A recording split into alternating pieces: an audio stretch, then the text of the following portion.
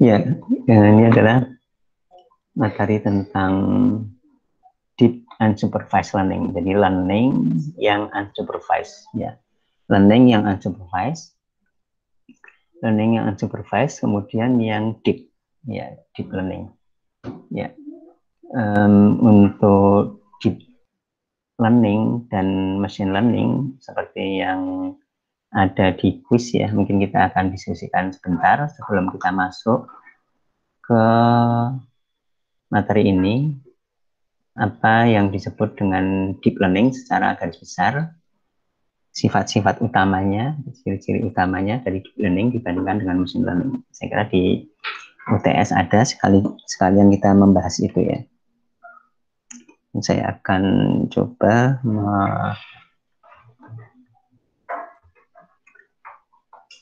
mencoret sedikit ya.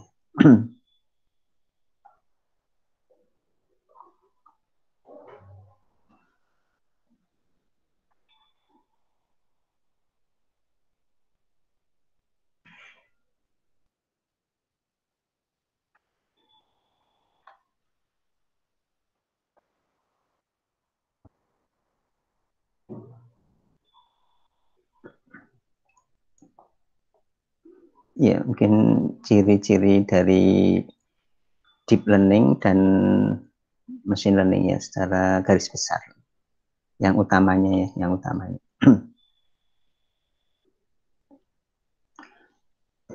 Ya, ini ada machine learning.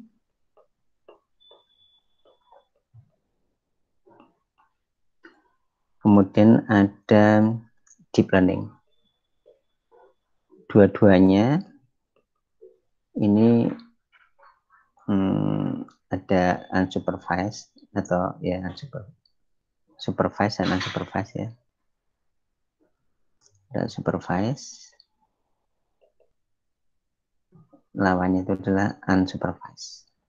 Dari supervised learning, baik itu machine learning maupun deep learning. Kemudian kalau dari model yang dihasilkan itu ada yang disebut dengan diskriminatif. Namanya adalah generatif.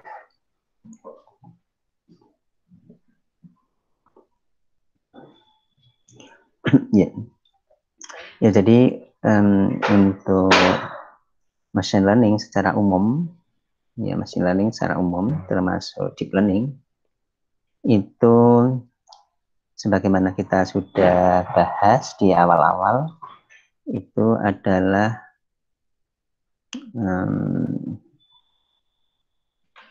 kita menghasilkan model ya, menghasilkan model. Dikatakan ini adalah proses, ini adalah proses learning ya, ini proses learning baik itu deep maupun machine learning secara umum.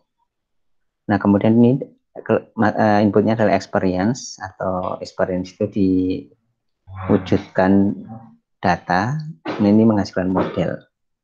Nah, model di sini seperti yang akan kita bahas di pertemuan ini, modelnya ini ada model yang disebut dengan model ya dalam bentuk arsitekturnya adalah RBM, Restricted Words Machine, dan autoencoder. Model di sini adalah kalau untuk machine learning, ini modelnya ini bisa berupa ya, model dan algoritmanya bisa yang neural maupun non neural. Kalau machine learning itu yang umum, baik itu dan dapat dikatakan sudut pandangnya adalah, katakanlah salah satu sudut pandangnya adalah non neural, salah satu sudut pandangnya yang populer dan bagus menurut saya, ataupun yang neural. Ya. Kemudian kalau deep learning ini pengertiannya, istilah deep learning itu adalah hanya neural saja. Nah, kemudian untuk machine learning dan deep learning lagi perbedaannya, karakteristiknya ini adalah berkaitan dengan fitur, ya, pembelajaran fitur atau development fitur. Bagaimana semua model di sini data itu terdiri dari fitur-fitur. Dari sebuah data itu ada fitur-fitur, ada ciri-cirinya, direpresentasikan dengan ciri-ciri. Ya, data ini dengan himpunan ciri. Himpunan ciri. Sebuah data itu direpresentasikan dengan himpunan ciri. Ya. Jadi kita lihat di sini ada, katakanlah dengan kita gambarkan dengan tabel seperti ini. Ya. Ini data 1, misalnya D1 ini data maksudnya. Data 1, data 2, dan seterusnya, data N misalkan. Nah, ini direpresentasikan dengan himpunan ciri. Himpunan ciri. Ciri atau bahasa Inggris, bahasa adopsi dari bahasa Inggris adalah fitur atau fitur.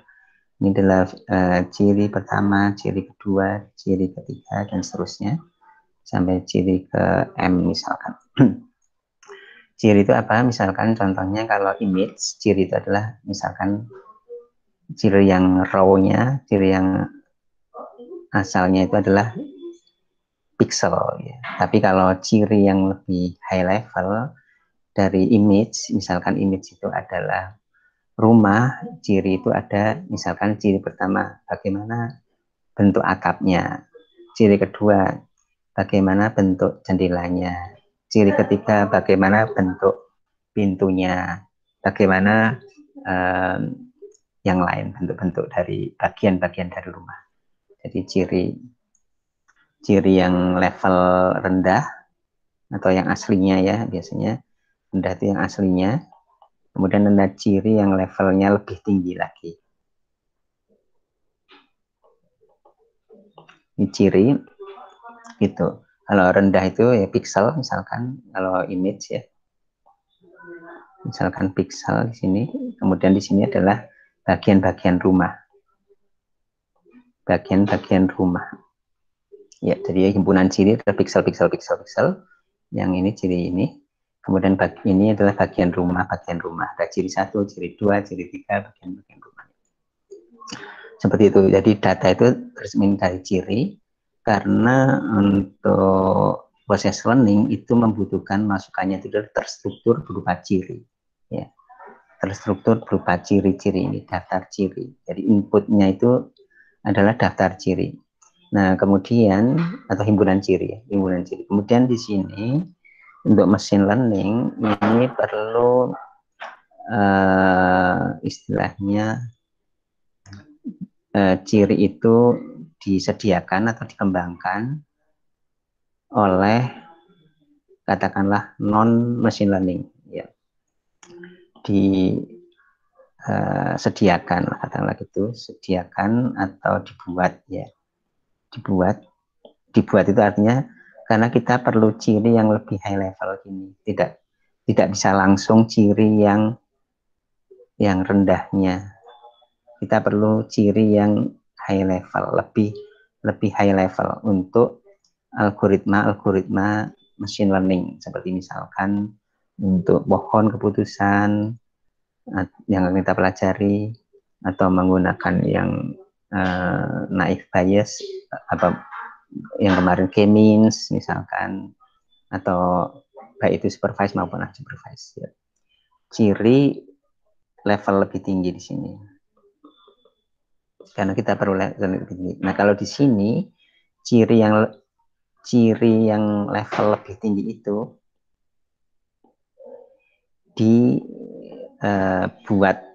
disediakan atau dibuat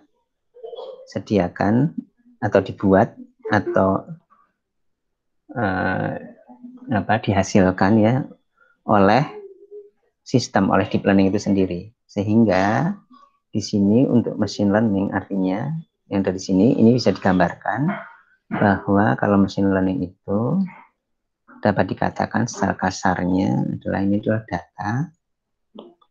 Nah, ini adalah fitur pembangunan ciri atau fitur bisa extraction atau fitur selection, tapi ini adalah fitur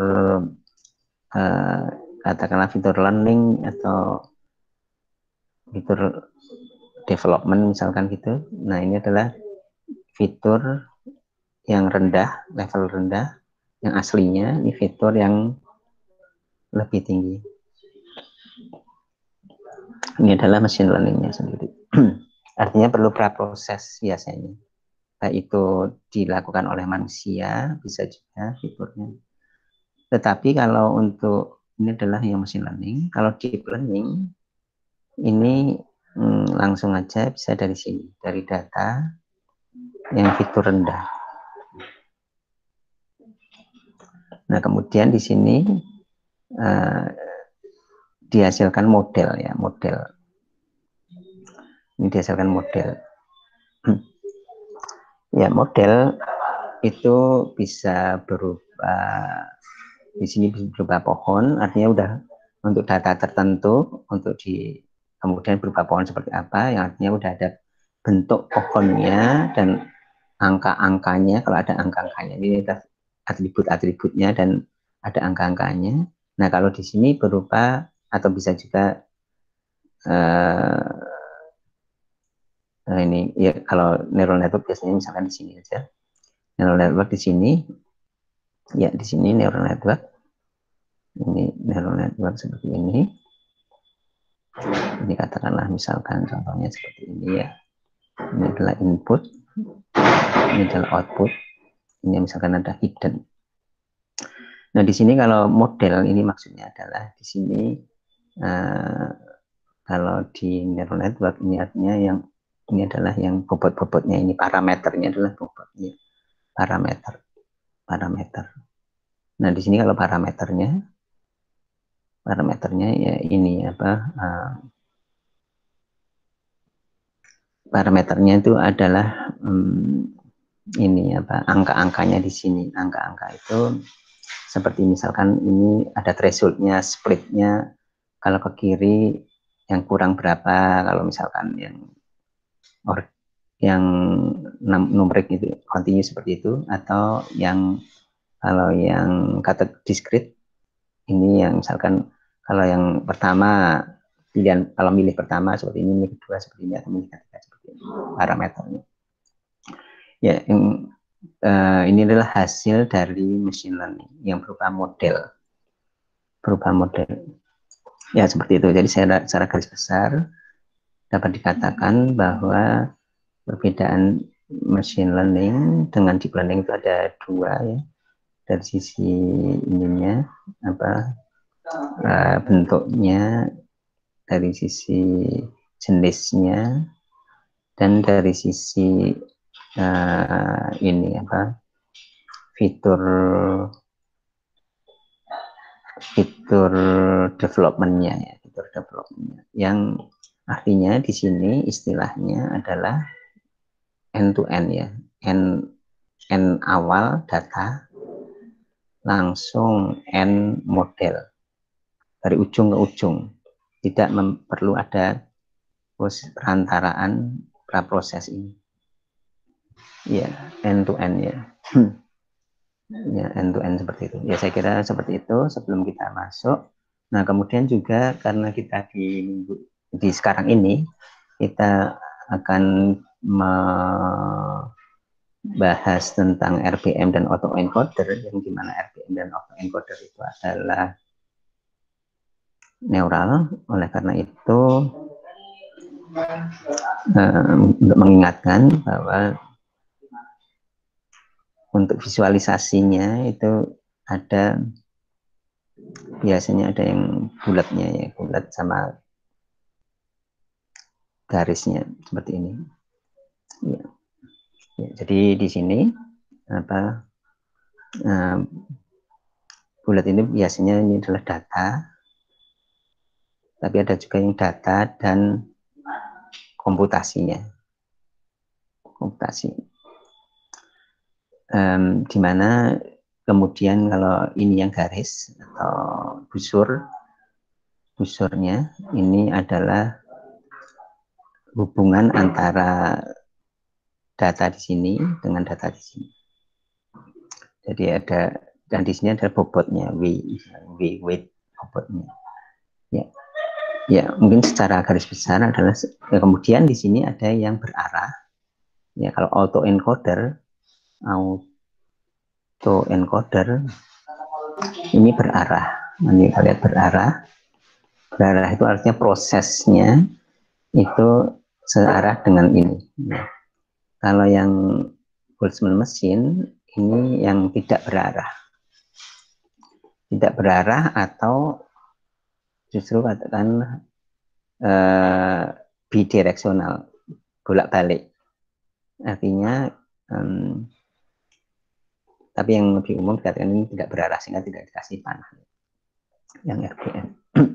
Nah kemudian ya sebelum masuk lagi kita membahas RPM dan autoencoder itu kita akan lihat ya bahwa secara garis besar dan juga di autoencoder dan RPM dan juga yang lain lagi nanti ya, ini kita ada data. Nah data itu tadi direpresentasikan dengan himpunan fitur, himpunan ciri. Nah himpunan ciri itu bulat-bulat neuron ini representasi penampilan yang bulat-bulat ini adalah sebuah data. Yang ini adalah ciri, himpunan ciri. Himpunan ciri bukan data, tapi sebuah objek. Ini sebuah objek direpresentasikan dengan ciri-ciri ini. Jadi bulat itu untuk yang input terutama ya. Yang input, kemudian kalau ada outputnya ya. Jadi kalau seperti untuk autoencoder itu ada input outputnya. Tapi kalau RPM ada input tapi tidak ada outputnya. Ya. Ada input tapi tidak ada outputnya. Nah ini juga direpresentasikan biasanya dalam bentuk seperti ini, yang output ya mungkin tidak dikatakan sebagai ciri ya, tapi ini adalah unit-unitnya ya. Yang satu kesatuannya adalah yang biru ini. Tapi kalau input karena data ya, data ini berupa ciri-ciri ya seperti itu. Kemudian jadi satu kesatuannya itu adalah yang dapat dikatakan sebagai layer ya, lapisan. Ini ada juga misalnya yang hidden, ini adalah ya. Kemudian yang ya, kemudian untuk input itu digambarkan dengan bulat biasanya, tapi sebenarnya di sini bulat itu kan berupa data, ada angka dan komputasi, tapi di sini sebenarnya tidak ada komputasinya, biasanya cuma data aja, ciri aja ya, ciri ya, baik nanti di autoencoder, RPM dan yang lain-lain. Ini sebenarnya adalah hanya berupa data angka-angka yang merupakan ciri yang sehingga tidak dikatakan sebagai layer, bukan layer. Ya, kemudian ada hubungannya bisa dari semua ke semua atau bagaimana. Ini misalkan semua ke semua, tapi juga ada yang tidak semua ke semua nanti untuk kita pelajari nanti. Ini masing-masing hubungan ini ada bobotnya masing-masing dan bobot itu menyatakan hubungan antara bulatan di sini dengan bulatan di sini ya. Yang antar bulatan itu ya, antar bulatan itu bisa menyatakan itu dependensinya. Seperti nanti kita lihat yang di RPM itu yang lebih jelas nanti, itu adalah, dan sebenarnya secara umum juga itu artinya semakin tinggi bobotnya, itu artinya hubungannya semakin tinggi ya, semakin tinggi. Ya, kemudian di sini ada angka-angkanya, kemudian di sini juga ada angka-angkanya. Nah, kemudian di sini pertemuan ini ya, pertemuan di sini, pertemuan misalkan di sini, artinya misalkan di sini kemudian ketemu di sini, maksudnya itu adalah penjumlahan. Dan di sini tidak ditulis ya. Kemudian nanti di sini ada fungsi yang disebut fungsi aktivasi yang akan kita pelajari juga, yang ini fungsi aktivasi yang ini untuk supaya tidak linear ya. Kalau tidak linear karena permasalahan di dunia nyata itu biasanya tidak linear. Yang sering-seringnya juga tidak ditulis seperti fungsi G atau ya penulisannya bisa G atau yang lain, tidak ditulis, jadi hanya bulat aja di sini, tapi disebutkan bahwa fungsi aktivasinya seperti apa. Tapi dapat dikatakan untuk kalau yang untuk model, untuk menghasilkan model yang real, permasalahan real, ini ada fungsi aktivasi. Ya, mungkin secara sangat sekilas saya akan menunjukkan bagaimana mengapa perlu fungsi aktivasi. Ya, karena untuk seperti ini, misalkan di sini Y, di sini adalah Y, di sini X besar ini atau X bukan X besar, X kecil ya, mungkin X kecil karena satu data aja. Jadi data itu ada X besar berupa himpunan data itu ada X1, X2 dan seterusnya. Ini ada data training misalnya.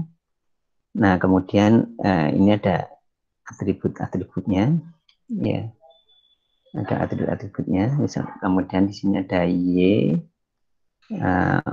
outputnya. Nah, ini kita katakanlah yang sederhananya saja. Di sini misalkan Y sama dengan ini secara umum aja, ini Y dan X-nya tidak klop banget dengan yang di sini ya, tapi nggak apa-apa ya. Ini maksudnya untuk memperlihatkan secara umum bahwa ini adalah satu persamaan linear Y sama dengan A X. Ini kan linear di sini maksudnya adalah Y sama dengan AX ya. Ini adalah linear. Y itu adalah variabel, X itu adalah variabel, A itu adalah nilai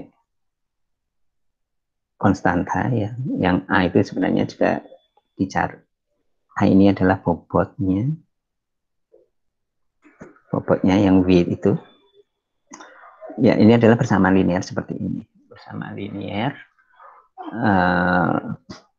Kemudian supaya tidak linear atau sebelum itu kalau seperti ini kan persamaan linear yang harus ke titik asal ya.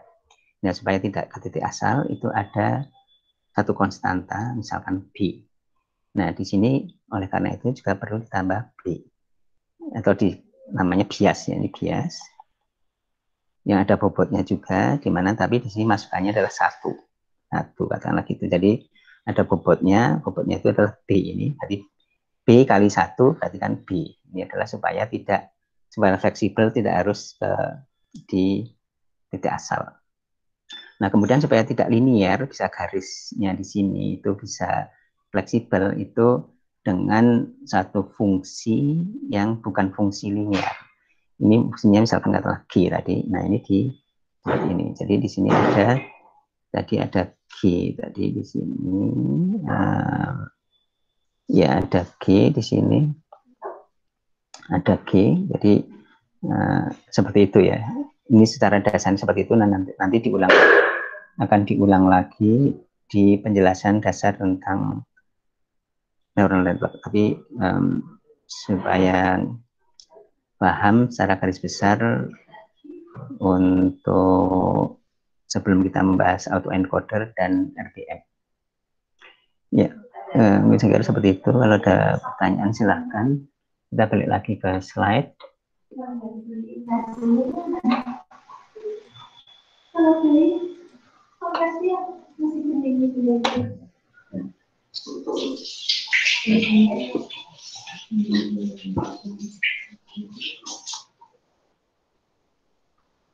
Ya,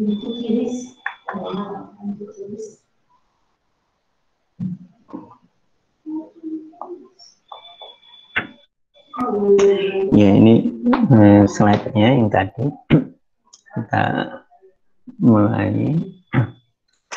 Ya, ini ada secara umum bisa digambarkan seperti ini.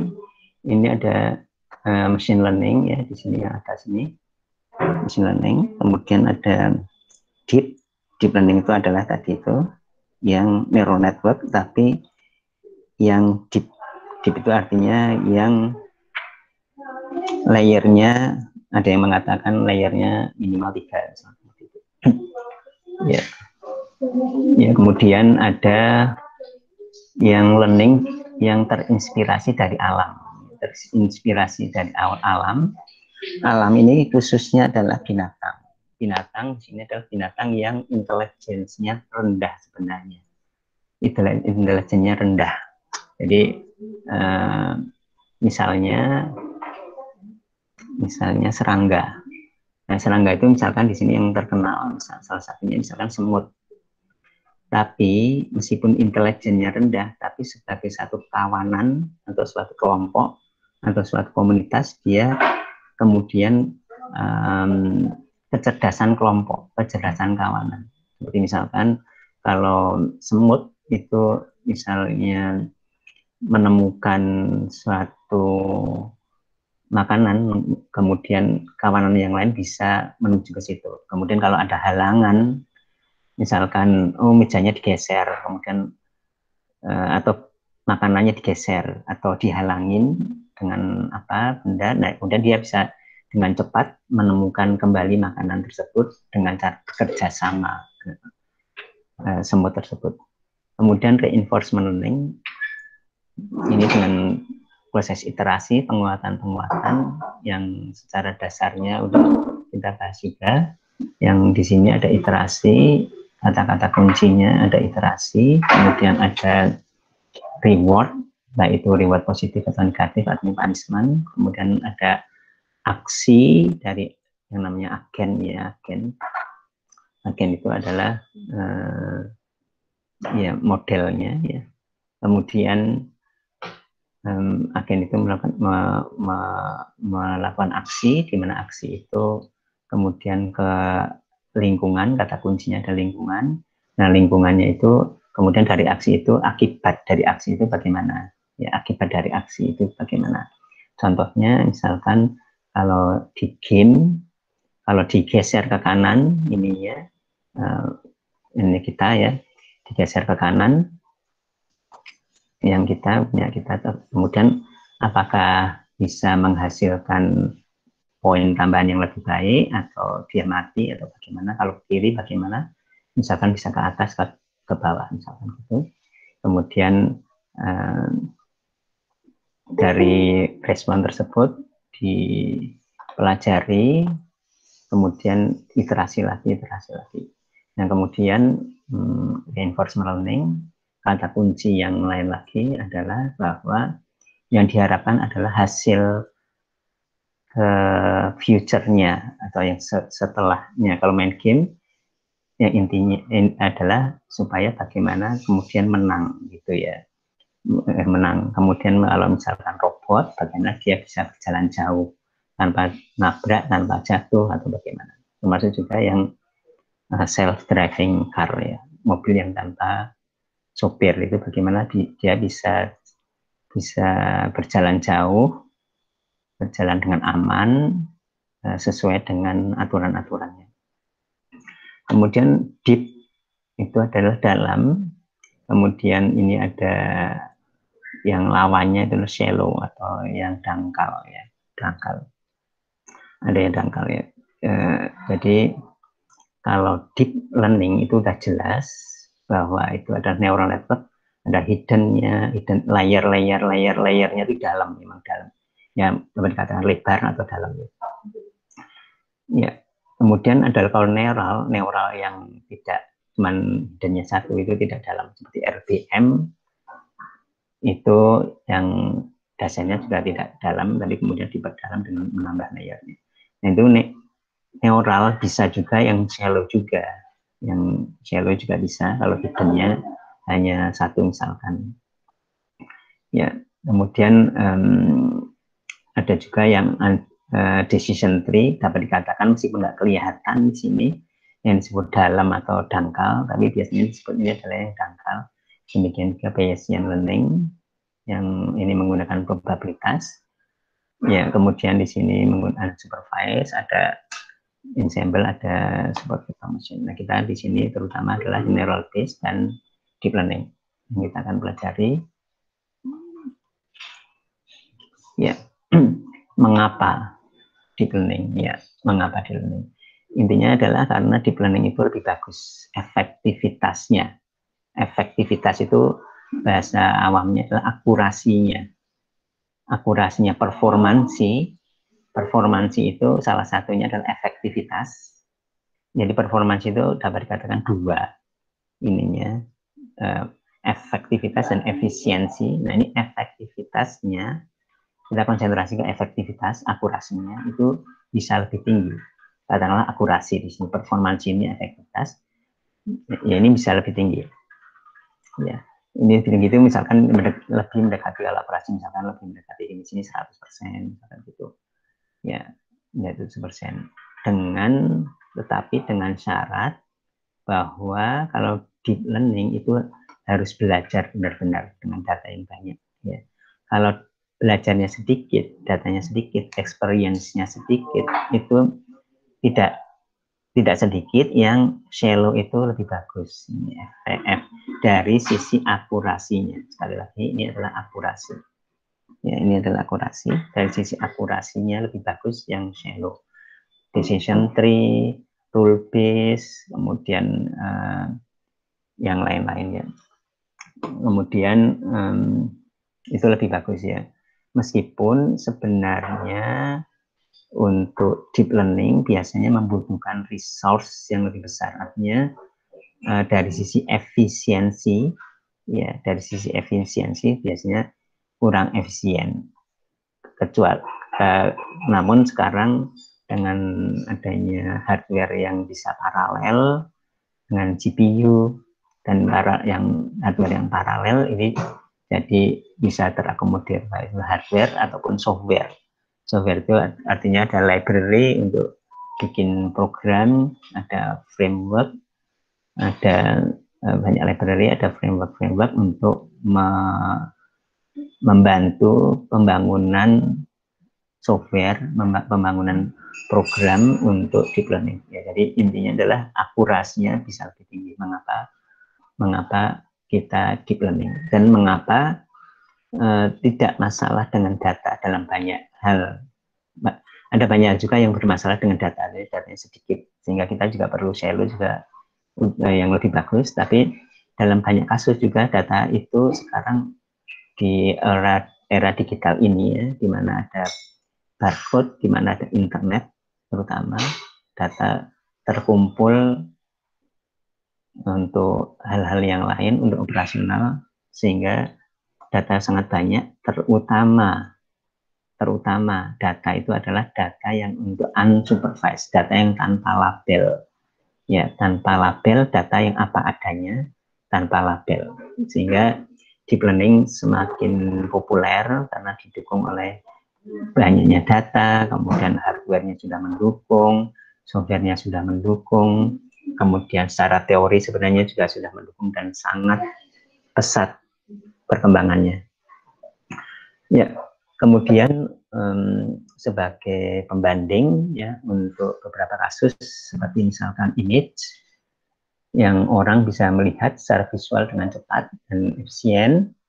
Demikian juga contoh yang lain seperti misalkan teks yang orang bisa melihat dengan cukup cepat karena perlu pemahaman, perlu semantik, perlu makna, orang juga jadi tahu. Tetapi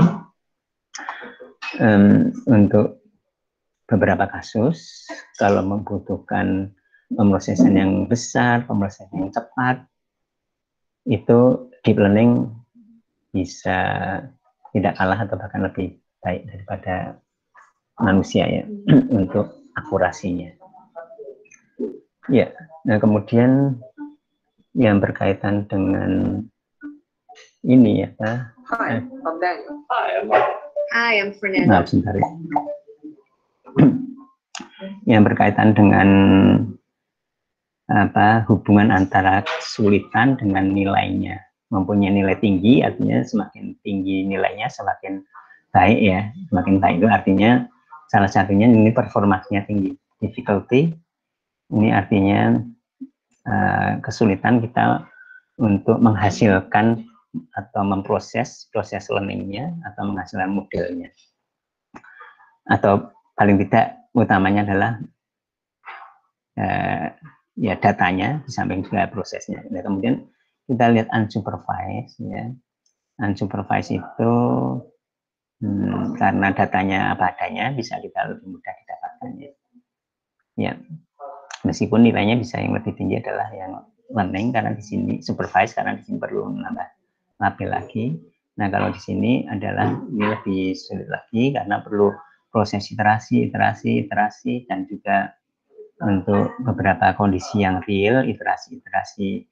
Kalau game nggak apa-apa, misalkan mau nyawanya kurang satu nggak apa-apa. Tapi kalau yang real, seperti misalkan di robot atau di mobil, nah itu perlu simulasi yang tidak sederhana sehingga di sini lebih sulit. Meskipun bisa nilainya bisa lebih tinggi karena belajar dengan sendirinya. Kemudian kalau di sini adalah continuous, artinya belajarnya terus. Jadi kalau ada proses learning dihasilkan model, ya kan. Tetapi kan experience-nya, lingkungannya berubah sehingga harus modelnya itu terus secara kontinu berubah harusnya. Secara kontinu diupdate. Nah itu bagaimana secara update, secara kontinu. Proses belajar secara kontinu, tidak hanya belajar udah menghasilkan model dipakai, tapi bagaimana data berubah-ubah karena kontinu atau secara online ya. Terus datanya bertambah, kemudian ada datanya bertambah itu artinya ada mungkin perubahan ini apa di datanya gitu ya. Itu juga ini apa ini lifelong learning ini difficulty-nya lebih tinggi tapi value-nya lebih tinggi juga. Nah, di sini di kesempatan ini kita akan membahas tentang unsupervised learning yang deep ya. Yang deep meskipun nanti belum deep tapi ini yang dasarnya belum deep tapi kemudian ditambah sehingga deep sehingga jadi lebih baik hasilnya, lebih performansinya, efektivitasnya atau akurasinya lebih bagus. Yang pertama adalah yang disebut dengan Boltzmann machine, mesin Boltzmann. Kemudian di proses restricted-nya. Jadi Boltzmann machine ada restricted-nya. Ini mirip dengan bias, naif bias. Bias dinaifkan, ya. Bias dinaifkan, ya. Sama-sama hampir dekat seperti itu ya. Artinya nanti ada asumsi dan asumsinya antara naif bias dengan restricted Boltzmann machine itu hampir salah satu sudut pandangnya sama ya. Jadi Boltzmann machine yang sederhana, yang direstriktifkan. Meskipun sederhana itu artinya tidak kondisinya sebenarnya tidak realnya tidak seperti itu di dunia nyata, tapi bisa diasumsikan dan asumsinya itu masih asumsi yang masuk akal dan hasilnya bisa lebih bagus daripada yang tidak disederhanakan, malah jalannya malah sangat pelan dan sulit memproses learningnya. Nah kemudian setelah restricted treatment machine yang di sini adalah shallow, hanya satu hidden, kemudian di sini ditambah lagi sehingga layar-layarnya sehingga jadi deep. Ya. Kemudian yang kedua adalah encoder, auto encoder, mengencode, membuat kode-kode, membuat code-code di sini, membuat code-code intinya adalah di auto encoder ini yang paling penting yang menurut saya adalah coder. Jadi code hasilnya code nanti yang membuat namanya coder dan ini secara otomatis auto encoder dan kemudian secara auto encoder itu kemudian bisa ditumpuk-tumpuk bisa didipkan, ditumpuk-tumpuk. Ya, ini unsupervised secara umum kita bisa lihat. Ini misalkan kita mempunyai contoh yang sangat sederhana, hanya 2 ciri. Sekali lagi ya, data itu ditampilkan dalam ciri-ciri. Ini terus cirinya itu biasanya ciri sebuah data atau objek, itu ciri yang data yang real, objek yang real itu cirinya itu banyak sebenarnya, bisa puluhan atau mungkin dalam beberapa kasus bisa bahkan ratusan atau bahkan ribu ya. Untuk di teks, seperti teks itu bisa sampai ke ribu ya. Nah, di sini kita lihat ya, ini adalah contoh data objek. Data yang berupa objek, sebuah objek.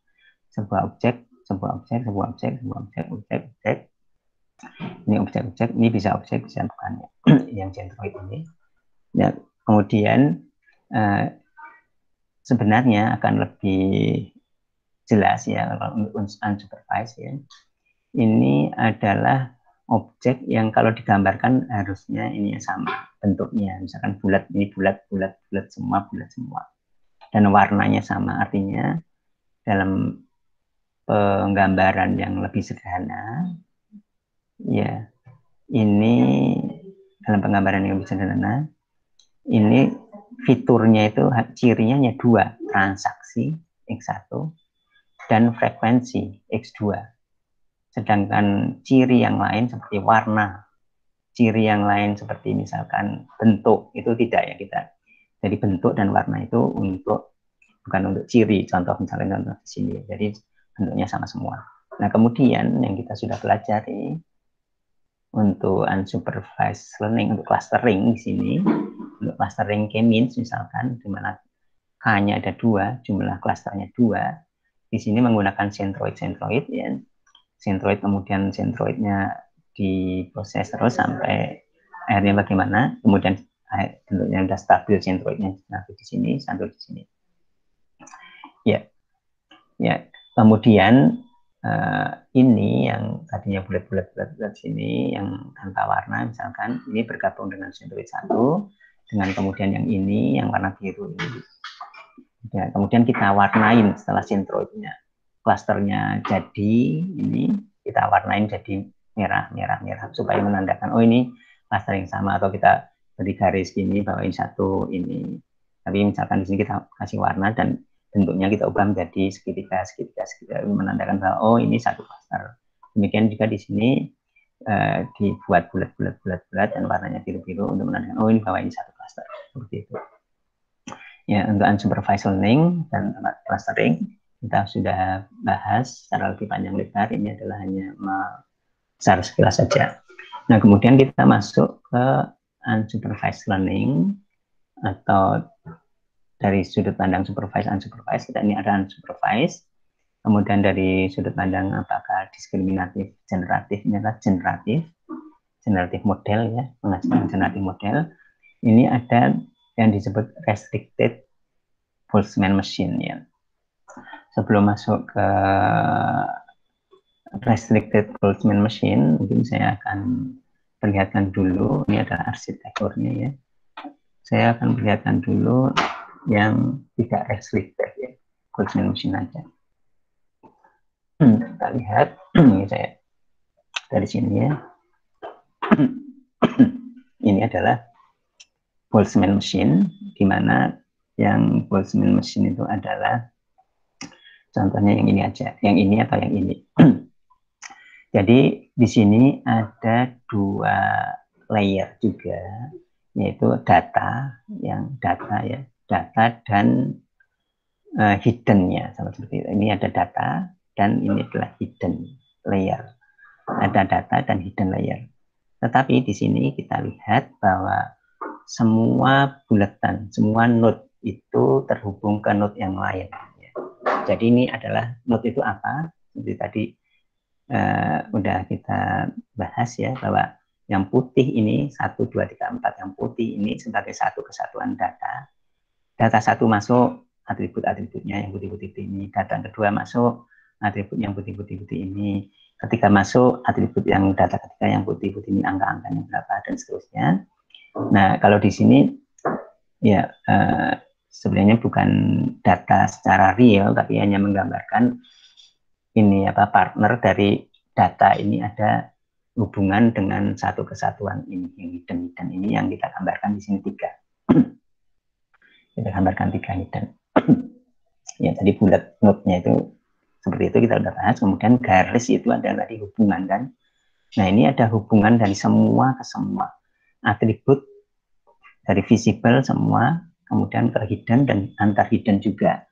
Ini adalah untuk kasus real, di dunia real, dunia nyata, itu hubungan antar atribut satu dengan atribut yang lain itu dalam banyak kasus memang ada. Seperti misalkan contohnya, kalau misalkan handphone, misalkan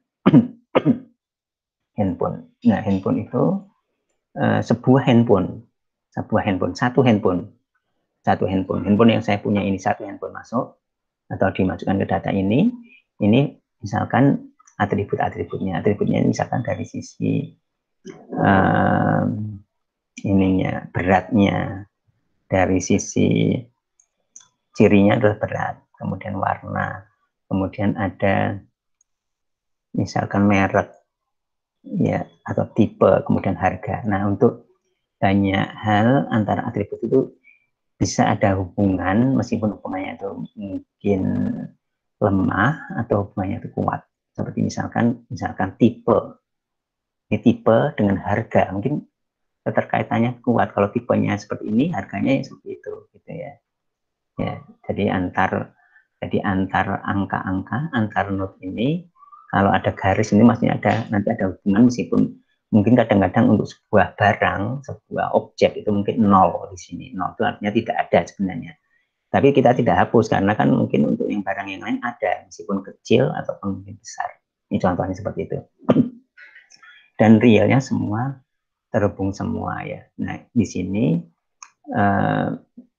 hidden itu dapat dikatakan sebenarnya hidden itu ini yang namanya hidden itu, tapi kita untuk membayangkan hidden itu misalkan adalah kalau handphone misalkan bisa saja katakanlah itu ya seperti cluster ya, atau seperti misalkan di sini adalah yang high end, misalkan middle kalau low end misalkan seperti itu untuk misalkan handphone atau yang lain. Atau kalau misalkan untuk kasus misalkan yang lain seperti misalkan film ya,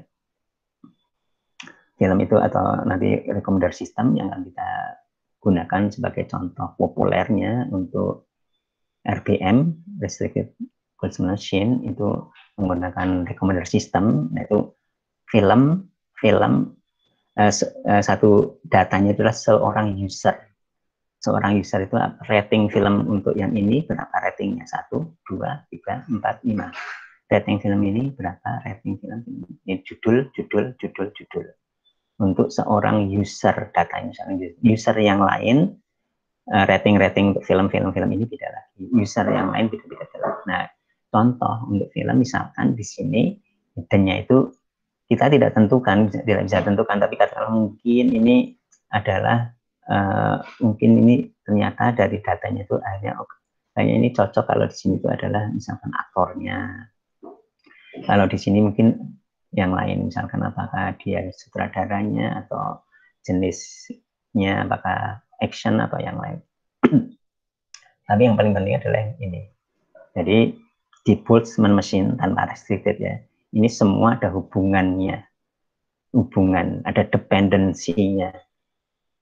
Seperti Bayesian, ini ada hubungannya antar node ini ya, kalau di sini antar atribut. Ini adalah Boltzmann Machine adalah seperti itu. Jadi ada 2 layer. Visible itu yang nampak itu adalah input, karena kita tahu kan handphone pertama ya, ini fitur-fiturnya kita tahu, kita bisa inputin, meskipun kadang-kadang kita nggak tahu nggak apa-apa, tapi sebenarnya kan secara garis besar intinya tahu bahwa handphone 1 itu Untuk ciri pertama bagaimana ini ada datanya. Kemudian kalau hidden itu adalah yang tersembunyi, yang kita juga sebenarnya nggak tahu persisnya ini tuh sebenarnya itu apa, node apa, node apa, node apa, dan itu tidak penting. Kita lanjutkan. Nah, kemudian restricted, ya, restricted, direstriksi. Naif bias di naifnya. Nah, itu naif atau restricted di sini yang sebenarnya ada hubungan itu dianggap tidak ada hubungan. Yang tidak ada hubungan itu adalah antar layer visible di sini, yang antara V1 dengan V2 ada, V1 dengan V3 ada, V1 dengan V yang lain ada, semua ada, H dengan H ada. Nah, di sini kalau restricted itu antar V dengan V yang lain tidak ada, yang level wise-nya, antar intra levelnya itu tidak ada di sini. Demikian juga di sini. Jadi ini adalah penyederhanaannya. Mengapa perlu disederhanakan? Karena kalau tidak disederhanakan itu jauh lebih kompleks, karena untuk kasus yang real V itu bisa banyak, ya, bisa banyak, ya, bisa banyak. Kalau misalkan untuk contohnya, ya, untuk yang nanti untuk restricted Boltzmann machine dipakai untuk collaborative filtering, recommender system collaborative filtering, contoh yang terkenalnya digunakan untuk itu. Nah, ini jumlah film, nah, filmnya itu satu user yang merating film, ini filmnya jumlahnya 18.000 yang di Netflix itu. Meskipun yang di rating mungkin hanya sedikit, tapi disediakan 18.000. Sehingga sangat banyak, sehingga untuk kasus-kasus yang real tidak visible kalau di menggunakan Boltzmann machine semua ada hubungannya. Meskipun sebenarnya dalam banyak di dunia real banyak yang sebenarnya ada hubungannya, tapi diasumsikan tidak ada. Demikian juga di sini tidak ada hubungannya antar sesama hidden, antar sesama visible. Tetapi antara visible ada ke hidden semua. Artinya fully connected. Ini fully connected antara visible dan hidden. Kemudian di sini tidak ada arahnya, undirected. Jadi tidak dikira panah, tidak ada arahnya. Berbeda nanti kalau autoencoder itu arahnya ke kanan, ini jalannya misalkan gitu, ya. Kalau di sini nggak ada arahnya, yang atau undirected, atau yang mengatakan ada bidirectional. Artinya nanti prosesnya dari sini balik lagi ke sini. Nah, kemudian ada bias yang tadi udah sampaikan, ada bias. Dan kemudian di sini sebenarnya ada juga ininya,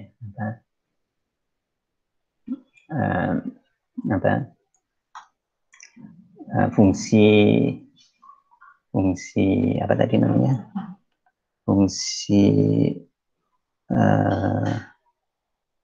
aktivasi, ya, fungsi aktivasi. Tapi secara garis besar adalah seperti ini, ya. Ini jelas ya apa yang dimaksud dengan bulat. Lagi bulat itu ada atribut, ini satu kesatuan data, ini adalah ininya, fitur-fiturnya, kemudian ini hubungannya, jadi hubungan dependensinya. Ya, kemudian contohnya seperti ini. Ini adalah visible layer, itu adalah data. Di mana data itu, kemudian juga di sini itu ada bobot. Jadi secara umum untuk neural network parameternya, apa yang disebut dengan parameter? Parameter adalah yang diset oleh atau dicari, dikomputasi oleh oleh proses learning ini, parameternya, ya. Kalau hyperparameter itu udah diset oleh user, seperti misalnya banyaknya berapa, 8. Nah, ini diset oleh user, itu namanya hyperparameter. Ini 4, inilah hyperparameter. Arsitekturnya ini hyperparameter.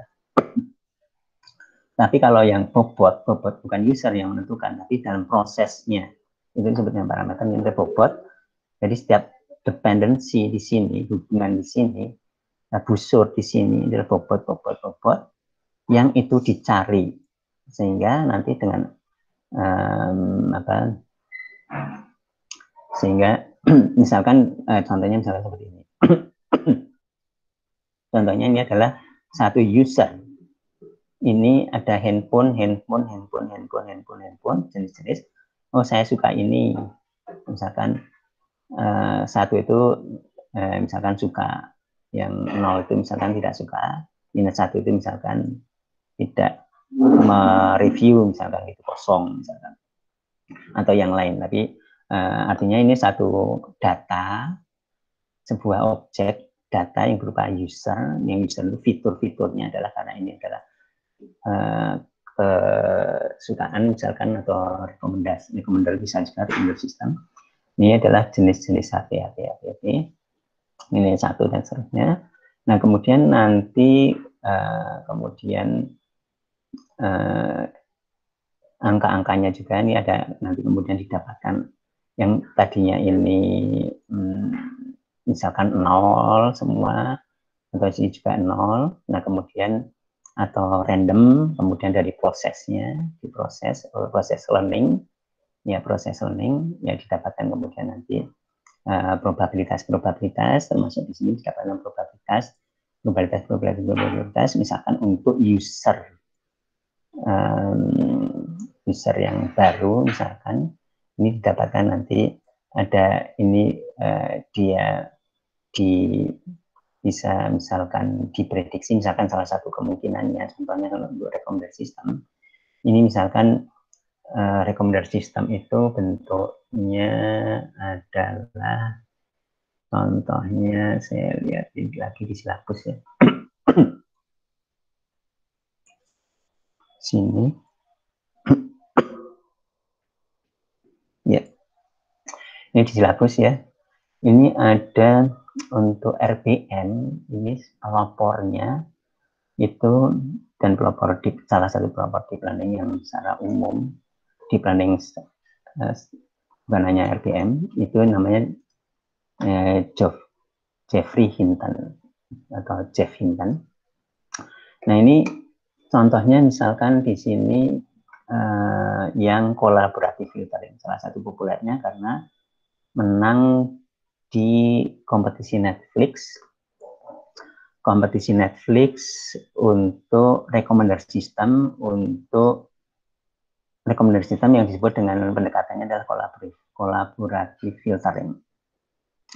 Nah, di sini recommender system dengan collaborative filtering itu adalah seperti ini. Nah, sebentar hilang. Ya. Ini adalah usernya itu ada 500.000 user, contoh untuk yang kompetisi Netflix ini.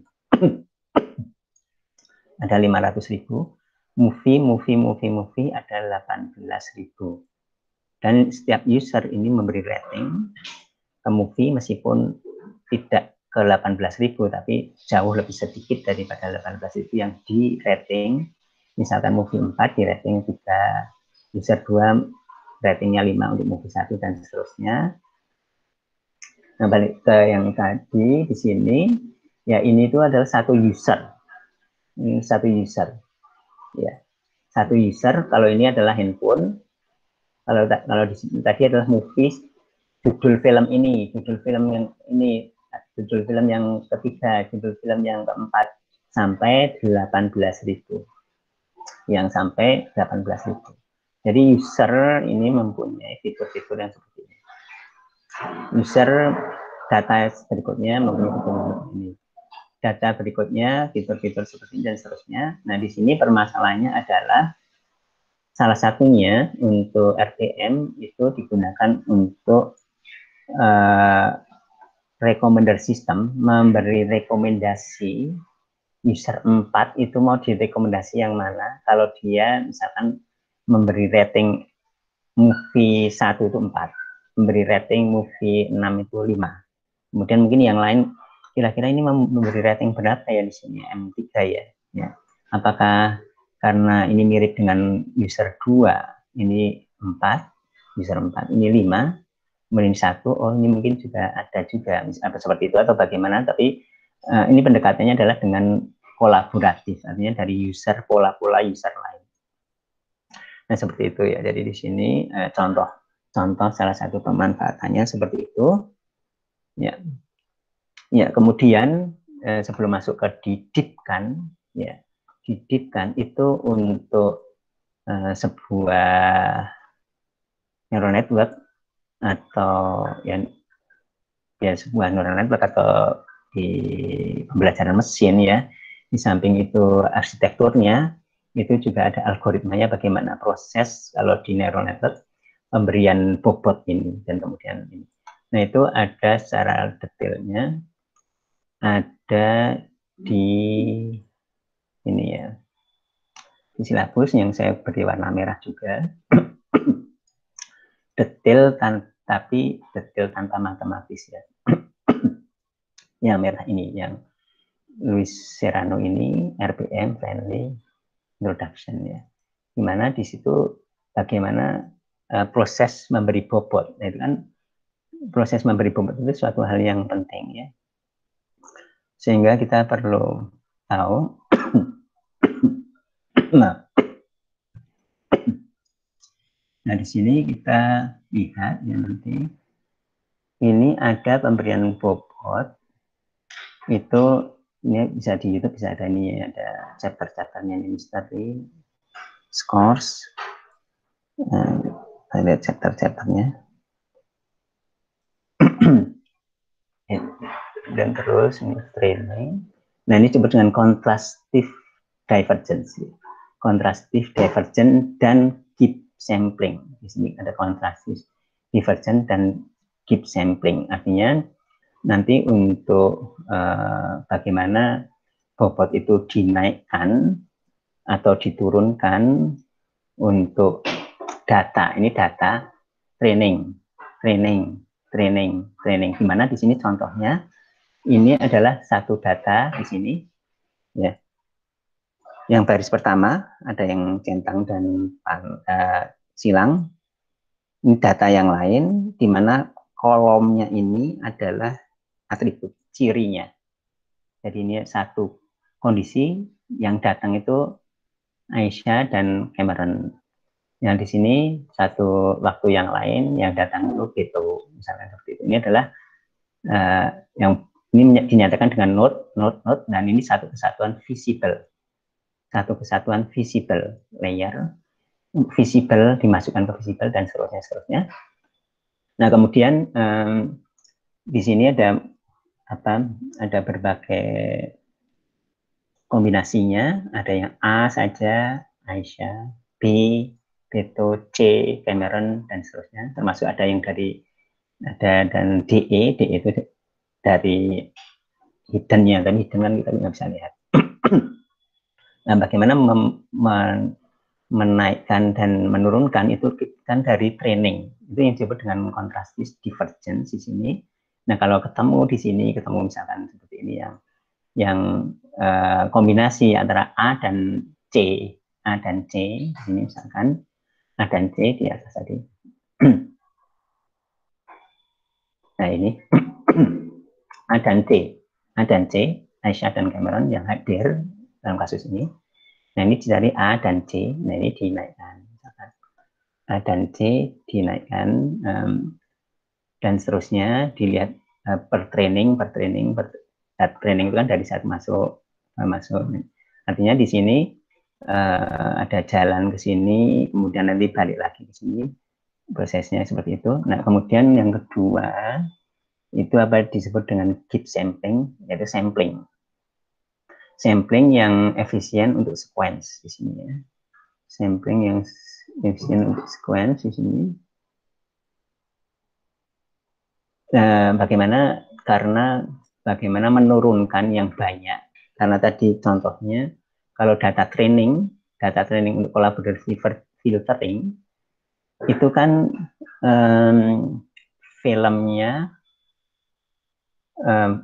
bukan filmnya, ininya jumlah usernya ini kan seperti objek, itu kan user kalau di collaborative filtering tadi usernya kan ada 500.000 jumlah data training itu 500.000, sehingga kalau kita setiap kali mau bolak-balik dari visible ke hidden dan balik-baliknya itu harus melihat ke semuanya untuk menurunkan nilainya ini sehingga tidak efisien, sehingga disampling. Samplingnya dia disebut dengan sampling, di sini adalah samplingnya disebut dengan keep sampling. Keep sampling, di mana keep sampling itu pada intinya adalah keep sampling itu intinya adalah yang itu adalah sebentar. Ya ini ya ini keep sampling itu intinya adalah ini yang kita punya, kita ingin mengisi ganti semua dengan yang biru semua, tetapi kita tidak boleh seperti ini, ganti diangkat semua, diambil semua yang merah, dimasukkan yang biru, nggak boleh seperti ini karena jumlah buletan di sini harus tetap sama terus. Diambil satu, artinya diganti satu, gitu. Diambil satu, diganti satu, diambil satu, diganti satu, diambil satu, diganti satu, hingga akhirnya ya misal mungkin tidak semua biru, tapi hampir semuanya biru di sini. Tinggal sisa satu, misalkan contohnya seperti itu. Jadi ada dua ini ya, dua subproses ya, yang disebut dengan contrastive divergence, yang tadi menaik turunkan atau terutama menaikkan ini tadi probabilitas, kemudian yang sampling tadi karena mau menurunkan tapi di sampling, yang diturunkan itu di sampling karena banyak ininya, banyak kombinasinya ya, seperti itu. Nah kemudian kita di sini tadi kan ini bukan deep, ini cuma 2 layer, tidak deep ya. Perlu deep, kalau kita perlu deep yaitu ditambahkan aja ya. Dalam banyak hal kita perlu deep karena ini ya, sebentar ya. Perlu deep karena kita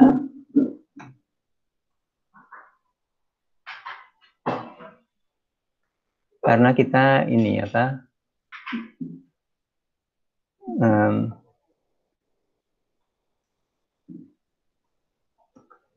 maaf, dengar suara saya enggak ya? Terdengar, Pak. Halo?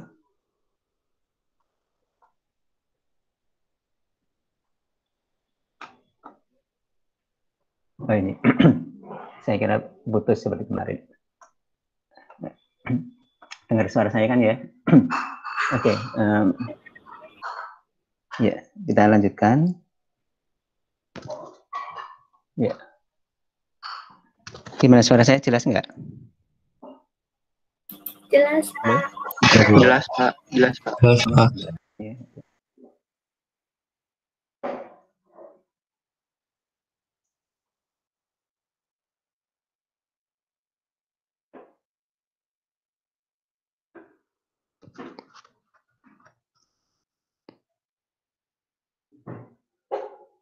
Oke, kita lanjutkan ya. Ya, ya jadi di sini misalkan perlu didipkan itu dengan mendipkan, yaitu dengan misalkan dengan lapisan 5 banyaknya, 20-an atau ratusan atau bahkan ribuan.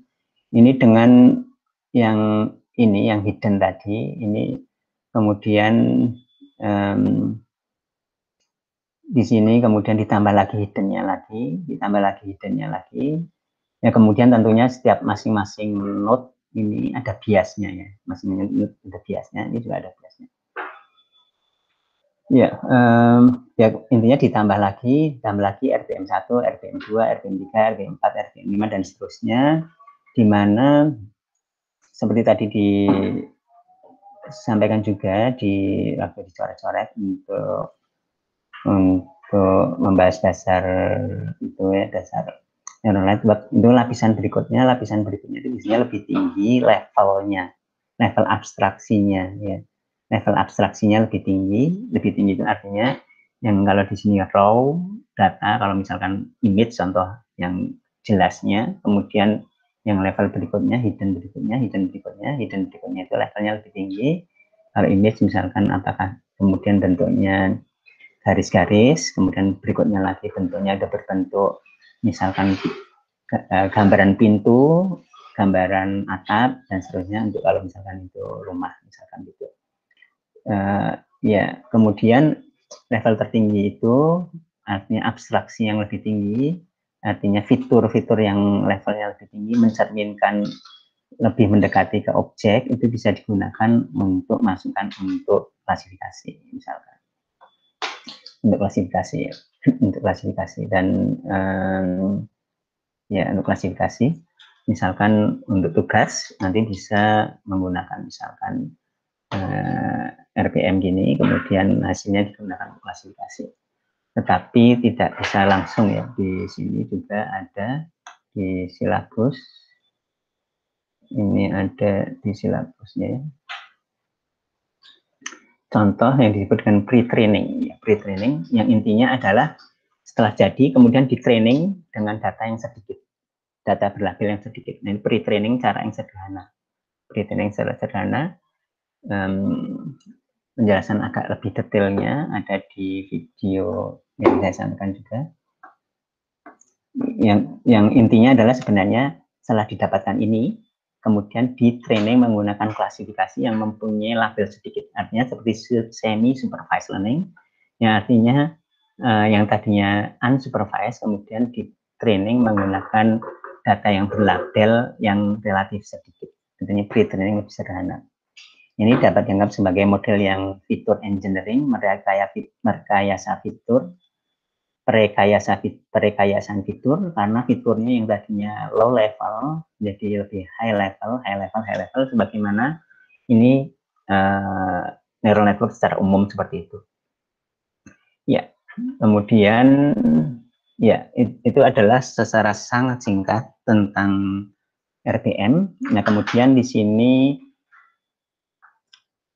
autoencoder. Ya, autoencoder ini adalah mengencode coder atau encode, mengencode atau mengencode, ya, mengencode hasilnya adalah kode. Ini adalah kodenya.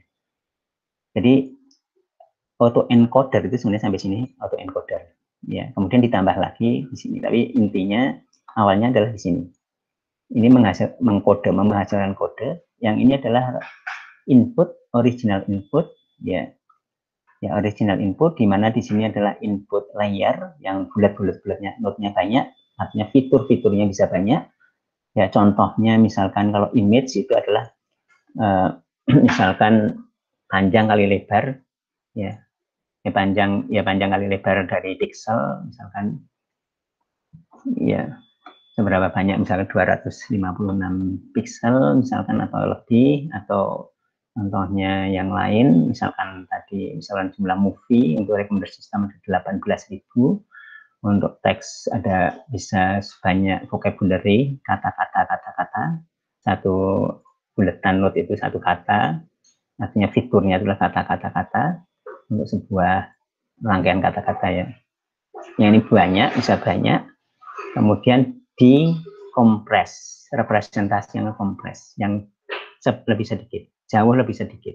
Jadi ini adalah kodenya, encoder, mengkodekan, artinya yang representasinya seperti ini, sebuah image direpresentasikan dengan pixel, bisa direpresentasikan dengan yang membentuk seperti gambar, nanti membentuk gambar pintu, seperti membentuk seperti atap dan lain-lain, gambarannya seperti itu ya, gambaran jelasnya atau yang agak ekstrimnya seperti itu. Yang intinya adalah di sini lebih sedikit, yang ini bulat-bulatnya banyak, ini bulat-bulatnya sedikit. Ini adalah mengencode.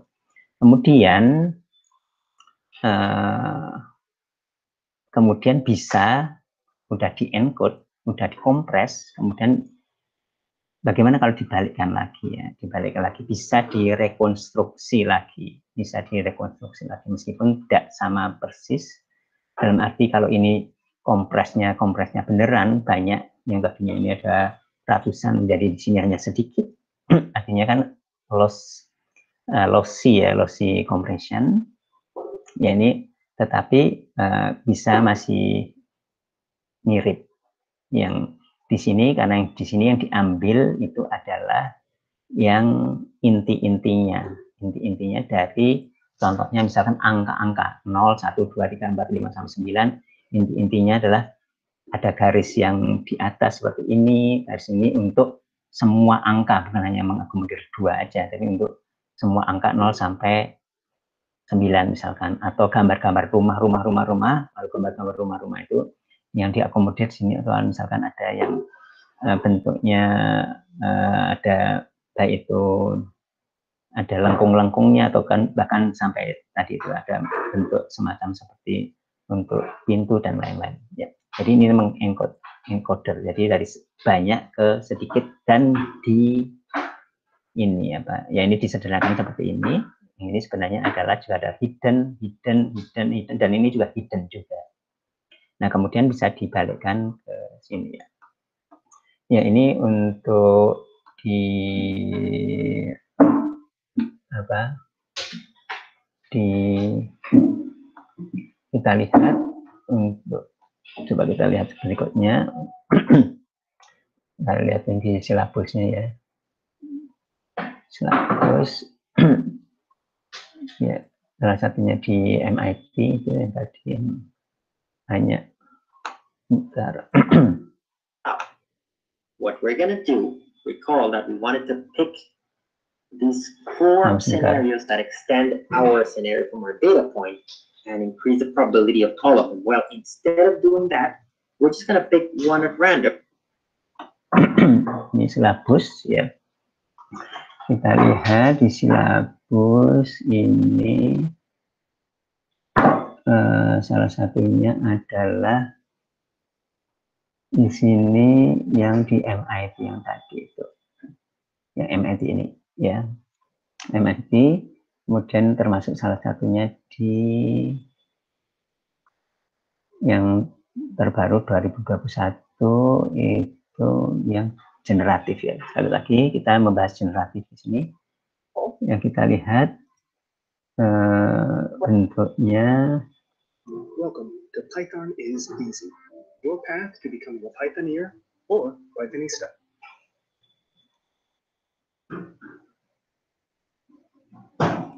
Ya.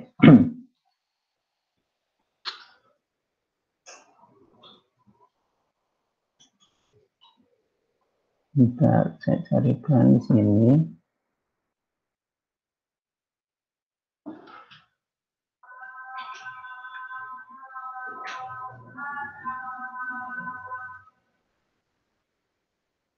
Ya, ya biasanya digambarkan seperti ini, salah satunya ya. Ya, digambarkan seperti ini. Ini adalah X. X ini adalah input, biasanya X ini X kecil sebuah data. Ini bisa jadi pixel. Ini bulat-bulat node tadi digambarkan dengan sederhana kotak ini aja. Ini bulat ini hidden, gambarkan kotak ini sederhana. Ini adalah yang bulat hidden yang berikutnya digambarkan kotak, satu kotak supaya lebih sederhana. Dan ini ada hubungannya itu kita tidak bahas di sini. Tapi hubungannya itu bisa ada beberapa jenis, ada yang disebut dengan apa fully connected, ada yang disebut dengan nanti kita lihat akan kita pelajari juga dengan convolution, dan untuk tergantung misalkan untuk image lebih cocok dengan apa yang disebut dengan convolution. Jadi penggambarannya adalah seperti ini. Kemudian kalau yang di sini gambarkan lebih abstrak lagi seperti ini, atau digambarkan di sini dan juga gambarnya yang lebih itu gambarnya bersama seperti yang di slide tadi ya, dan seperti ini digambarkan. Ini sebenarnya ada hidden, dan setiap hidden juga ada, setiap layernya ada node atau neuron. Nah, digambarkan sederhana seperti ini. Di sini ada layer, ada hubungan-hubungan, dan hubungannya juga tidak satu garis ini aja, tapi hubungannya antara dari neuron ke neuron, mungkin semua ke semua, atau dengan cara yang lain misalkan ini. Nah, kemudian kita langsung di sini kita melihat misalkan ada contoh dari sisi kegunaannya. Ini ada satu data, di mana data itu mempunyai 2 ciri, 2 fitur, X1 dan X2. Ini contoh sederhana. Yang contoh realnya kan bisa puluhan atau bukan ratusan ininya, cirinya. Nah, kemudian dengan dua ciri ini, ternyata data-data yang bulat ini ada dua jenis data, dua kelas. Ini ada labelnya misalkan. Ada labelnya. Labelnya adalah kelas yang bulat merah dengan bulat hitam. Bagaimana kita memisahkan untuk bulat merah dan bulat hitam? Ya, hubungannya apa dengan autoencoder? Nah, hubungannya adalah autoencoder itu sebagai salah satu fungsinya adalah mengurangi dimensi, dimensional reduction. Kita lihat dalam hal untuk dimensional reduction nanti ya, pengurangan dimensi. Ini seperti ini. Nah, kemudian kalau PCA, Principal Component Analysis ya, ini ada misalkan dari dua dimensi dikurangi menjadi satu dimensi saja di sini, satu dimensi yang dimensinya yang dianggap paling baik dalam arti bisa memisahkan sebaik-baiknya. Tapi PCA itu mencari ruang dimensi yang lebih rendah yang bisa memisahkan sebaik-baiknya, tetapi garisnya adalah garis yang linear, ya, garisnya yang linear. Misalkan katakanlah dengan garis yang PC1 ini, yang garis PC1 ini. Nah, kita lihat dengan data yang meliu ini dengan merah dan biru, kita lihat garisnya ini tadi diluruskan seperti ini, PC1, yang tadinya PC1 itu ke bawah ini diluruskan. Nah, kemudian kita karena satu dimensi diproyeksikan ke dimensi ini, ke garis ini semua. Diproyeksikan ke garis, kita melihat dari sudut pandang satu dimensi, karena diturunkan dimensinya dari 2 ke 1. Nah, ini dari 2 ke 1, yang merah dan yang hitam ini, banyak yang udah bisa terpisahkan dengan satu dimensi. Ini merah semua, ini hitam semua, ini kelompok hitam, kelompok merah, kelompok hitam. Tetapi di sini ada yang nyampur di sini kan, satu dimensi ini diproyeksikan nyampur ya di sini ya, masih nyampur. Nah, ini masih nyampur seperti ini. Nah, kemudian kalau autoencoder yang tadinya 2 dimensi, autoencoder kan membuat code. Membuat code-nya artinya menurunkan dimensi yang tadi dimensi banyak menjadi dimensinya sedikit. Nah, itu bisa dengan katakanlah contohnya mengikuti datanya. Di training menggunakan data, karena di training menggunakan data ini data-data yang dianggap sebagai ini data training atau data testing ya, mungkin lebih tepatnya lagi. Nah, ini mengikuti ini dan kemudian kalau garis autoencoder yang hijau ini diluruskan yang seperti benang yang bengkok belok-belok seperti ini, kemudian benangnya diluruskan, ini seperti ini, terpisah secara lebih baik daripada PCA. Ini salah satu gunanya. Kemudian guna manfaat-manfaat yang lain ada yang lain-lain juga ya di samping itu ya. Nah, kemudian ini adalah yang tadi bahwa ini adalah sebuah objek ini sebuah data atau misalkan input sinyal ya, kemudian ini adalah atributnya ya. Kemudian nanti ada bobotnya, yang sebenarnya bobotnya itu jarang digambarkan sebagai bulat, tapi kadang-kadang digambarkan bulat juga bisa. Kemudian di sini ada proses penjumlahan, ada bias, ada fungsi aktivasi yang supaya tidak linear dan maksudnya. Nah, kemudian di sini encoder di sini yang tadinya atributnya tadi, contoh tadi yang benang tadi 2 menjadi 1 ya. Nah, kalau di sini misalkan ada banyak menjadi lebih sedikit, kemudian direkonstruksi lagi ya. Nah, kemudian direkonstruksi lagi di sini.